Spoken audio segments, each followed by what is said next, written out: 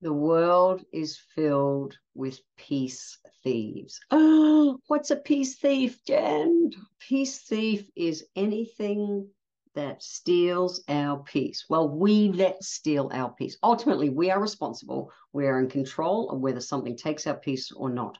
What I know is that the world is filled with constant distractions that are trying to take us away from that state of peace.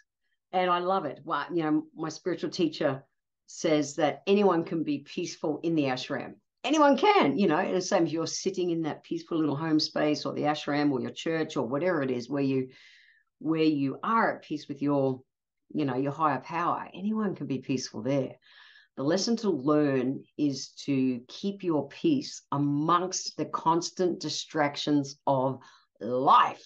So I want to dive in today to some of the ways that I help keep my peace and keep out the peace thieves that are going to be there no matter what. Let's dive in. I think the first one to start with is just negativity and toxicity. Simple things. In our home, Alice and I, we just don't watch the news. We just don't. That kind of stuff is around us all the time. We're really mindful about, if we watch a movie, we won't watch anything that's literally traumatic to our peace. Now, everyone has different things that they thrive on, but we really respectfully look after our peace. So what we're consuming it's in our mind. It can be either heading us in the right direction to more peace and well-being, or otherwise it can be sabotaging us. So simple things. It can be, what we're visually seeing. So imagine like the news and reading and movies and all those things. But also comes down to things like our self-talk. So many people talk nicer to a friend than they do to themselves. It's like, oh, what are you doing?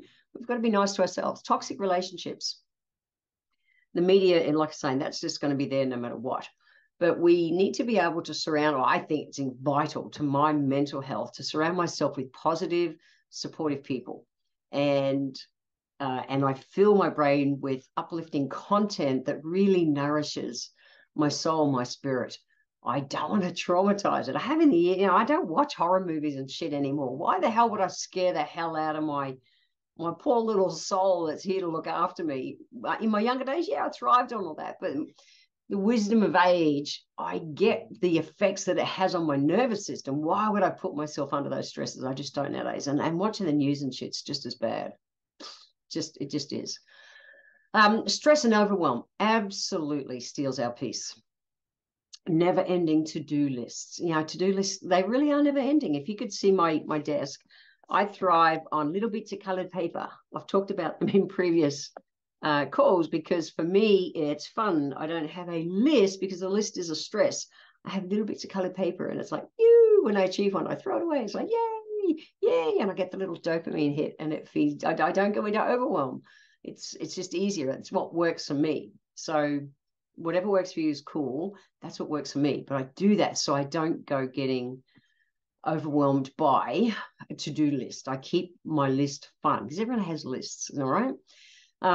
Setting up healthy boundaries is really important. So even if I think about business and my podcast and all my reels and my apps and everything I do, I have a huge demand of people wanting my time, and I have to set boundaries. I'm respectful to myself, and I absolutely get to messages as quick as I can.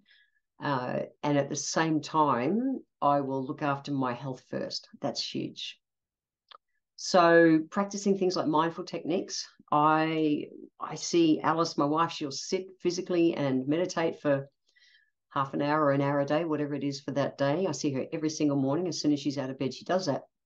For me, I do chanting. So I've followed Hindu teachings and Buddhist teachings for decades. And so that Buddhist walking meditation works for me. So I keep my mind focused on positive things, and that helps keep me centered and at peace. I can get that warm, fuzzy feeling even thinking about it.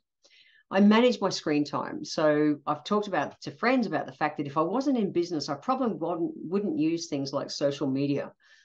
But it's a medium for me to, again, same as podcasting, it's a medium for me to sit here in front of bright lights and all this electromagnetic radiation that's zapping at me, although I have things set up for that. But I put myself in this situation because the call for me to want to share some of the information in my brain that I know can help people with other people's health is really important to me. However, I'm also mindful about how I unplug, how I disengage, not addressing things on weekends. I give myself that time so that I have the time for real face-to-face kind of nurtured interactions. Because so often, and you see it, I see it at restaurants, you know, there'll be two people sitting at a table, both on their bloody phones, not even chatting. It's like, what are you doing? It's huge. So that's one. Mindfully monitoring, you know, screen time is probably the best way to put it. And everyone's going to choose to manage that differently. I know what I do for me that I don't feel pressured and stressed by it. Something that comes through, you know, the use of technology nowadays is that social pressure and comparison. What I know is you can't trust bloody photos, and especially now with AI, you can't trust photos. You can't trust so much stuff that's out there. And yet I'm seeing people and talking to people who are comparing themselves to others and then put judgments on themselves, and it totally can steal your peace. What I know is that we are all unique, and my journey is my journey. Someone else's is their journey. So if you choose to, you know, look at someone else, you know, someone might be tripping around on holidays and stuff, but you don't know all the stuff that is their backstory that allows them to be in that place now. And I see it really bad with the young ones, even with my son in Q over in Thailand. You know, I've worked, 40 years to get the life that I have, and he's 23 wanting, you know, time and money freedom that I've taken 40 years to earn. And it's so big in the young ones. They're wanting that, that my generation took 20, 30, 40 years to earn. So there's big comparison and social pressures. So come from gratitude. Focus on what you have got, your own growth, your own progress. Focus on your life, because that's ultimately what will keep your peace. Just celebrate all the little wins and all the achievements, and just love on you, because at the end of the day, that's all that matters. Don't worry about the future. You know, if you're worrying about the future, you're living it. Well, if you do worry, you're living in the future. If you do guilt, you're living in the past. And worrying about the future, fears and worries, they keep us trapped, because 9 times out of 10, probably 99 out of 100, those fears and worries are absolutely unfounded. And what we're worrying about doesn't even come to fruition. And yet we've let it steal our peace in the meantime. So for me, it's if I find myself being aware of something in the future and starting to worry about it, I'll come back. And, you know, grounding myself is important. Using essential oils like vetiver, my sanity saver blend, I designed to help keep me grounded. I have such a forward-thinking, creative ADHD brain, which is my absolute superpower, but I have to keep myself grounded. I'll put a link in the show notes to the essential oil blend that I designed for busy brains like me, because it really helps me keep my peace. I use it. I can use it at bedtime, like putting a drop on the soles of my feet. Your feet are waterproof, not oil-proof. And it's a great way to ground your mind. Vetiver is an amazing essential oil. It's not a sedative, but it grounds just wonderfully. So I love that, whether in a diffuser or putting it. I really use it in particular when I travel to help keep my peace. But yeah, it's a daily thing, because my brain just gets so damn excited and can go off on all these tangents. So yeah, we've got to do things to restore and keep your peace in advance. Okay, so remember your boundaries. Remember what you're taking in the way of, you know, media and social media and all those things. Whether you're going to do meditating, whether you're going to move your body, whether you're going to do walking meditations, whatever, we need to do self-care. We need to ask for help, whether you're the kind of person who needs, you know, counselors or therapists, or someone like me. My closest mates, that, you know, I know that they're there and I'm there for them if we just need. But at the end of the day, be present. You know, give yourself permission to stop worrying, to take time to just enjoy whatever it is today. Like, you know, I sat out the back of my house before and I just watched the bees. My native bees come out of their hive when it's about 23, 24 degrees. It's a cold winter's morning this morning, down in really single digits, and it was bloody cold. And at first, when I went out to the hive early on, the sun had just come onto the hive, and because I love to go and look at my bees, and they weren't moving yet. And I thought, oh, my bees have died, my bees have died. And I went, Jen, it's just not warm enough yet. Went back half an hour later, and they were busy having a great time, all exiting the hive out to go and do their, flying around and gather pollen for the day. And it was just like, oh, I love it. I just sit and watch the bees. Be grateful for all those moments. That's the stuff that keeps you peace. And ultimately, just be gentle with yourself. Just be gentle with yourself.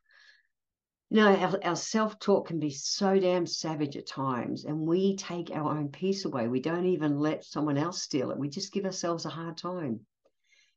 Be gentle with yourself and be intentional to reclaim your peace, and then be proactive to keep your peace. Let's cultivate self-awareness and recognize those peace thieves are always going to be there. And we can work mindfully with the simple things I've mentioned today to help keep them in check. Put those boundaries up. They don't have to take your peace. It is a choice, okay? Your peace is an absolute valuable gift, and it deserves protection and nurturing. The healthy life hack is be proactive. What can you do today? What's one thing you can do today to bring yourself back to center, be grounded, and restore your peace? And then build on that. Build on that. Build on that. If you want to go to the show notes, www.healthylifehacks.com.au, and I will put a link there to my Sanity Saver blend that I absolutely use to help keep me grounded and peaceful. Have fun.